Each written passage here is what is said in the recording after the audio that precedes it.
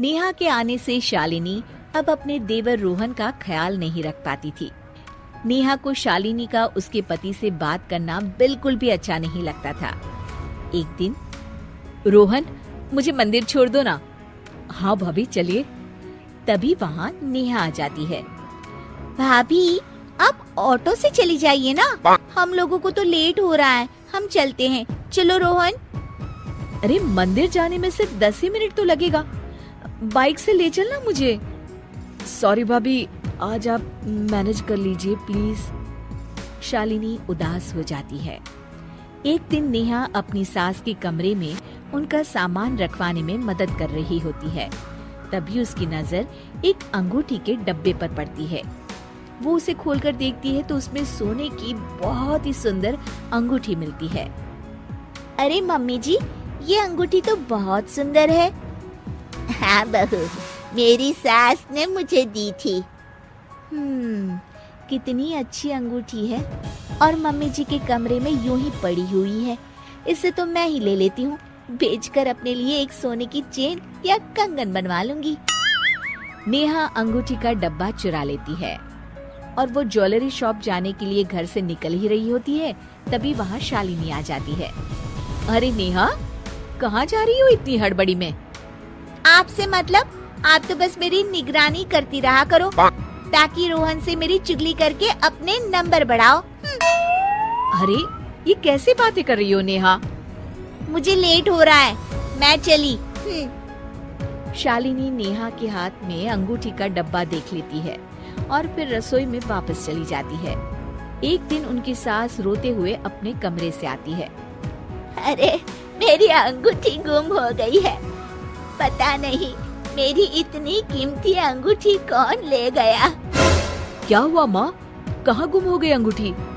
भगवान जाने कहाँ गुम हो गई।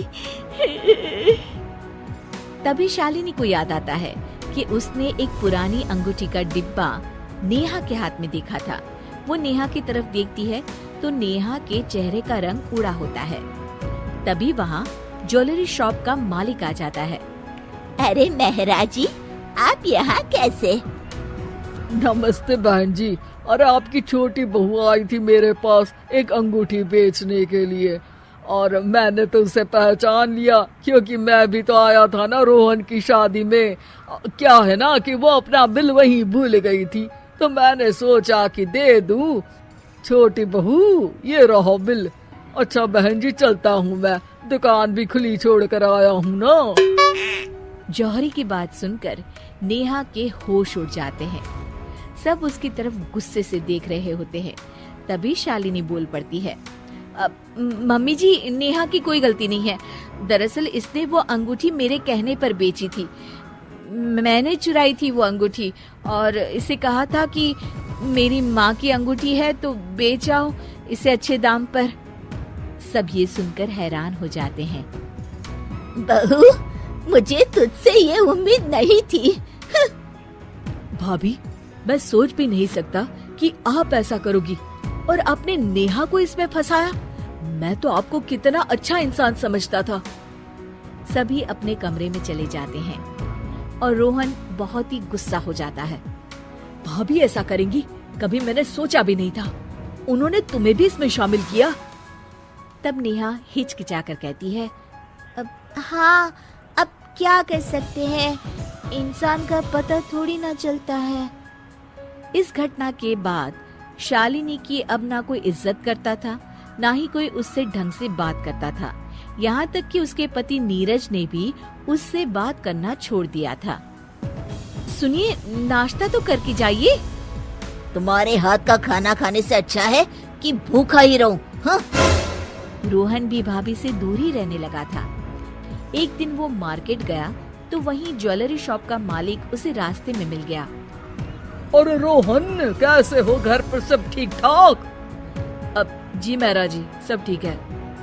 और वो सोने की चैन कैसी लगी? सोने की चैन? हाँ, वही छोटी बहू आई थी ना, उस अंगूठी के बदले चेन ही तो बनवाई थी उसने अपने लिए। पर भाभी ने तो कहा कि बस अंगूठी बेचनी थी। अरे नहीं नहीं, अंगूठी बेचकर चेन बनवा ली थी। आप बिल चेक करके देखिए ना, उसमें सब कुछ लिखा तो है। रोहन घर जाता है और नेहा से बिल के बारे में पूछता है। नेहा, वो जो मेहरा जी बिल देकर गए थे उसमें लिखा था कि तुमने कोई सोने की चेन बनवाई है हाल ही में। जरा मुझे बिल तो दिखाना। नेहा ये सुनकर घबरा जाती है। क्या रोहन, तुम मुझ पर शक कर रहे हो? अरे जो कहा है वो करो ना, चेन दिखाओ मुझे और बिल दिखाओ मुझे। नेहा घबराते हुए चेन दे देती है। रोहन उस चेन को लेकर कमरे से बाहर निकलता है और मेहरा जी के पास जा रहा होता है। सुनो तो, कहाँ जा रहे हो मेरी चेन लेकर? मेहरा जी से ये पूछने के लिए कि क्या ये वही चेन है जो अंगूठी से बनी है। नेहा रोने लगती है। हाँ हाँ, ये वही चेन है और मैंने ही वो अंगूठी चुराई थी। दीदी का इसमें कोई कसूर नहीं है। उसकी रोने की आवाज सुनकर सभी वहाँ आ जाते हैं। क्या तुमने अंगूठी चुराई और हमने बड़ी बहू को इतना सुनाया? सारी गलती इस नेहा की है। मुझे माफ कर दीजिए, मुझसे बहुत बड़ी गलती हो गई। रोहन अपनी भाभी के पास जाता है और उनसे माफी मांगता है। मुझे माफ कर दो भाभी, मैंने आपको कितना गलत समझा। सच जानने की कोशिश भी नहीं की कि आप तो ऐसा कर ही नहीं सकती। मुझे माफ कर दो भाभी। अरे कोई बात नहीं रोहन, तुम दोनों बच्चे हो अभी, बच्चों से तो गलती हो जाती है ना। मम्मी जी, आप भी माफ कर दीजिए इन्हें।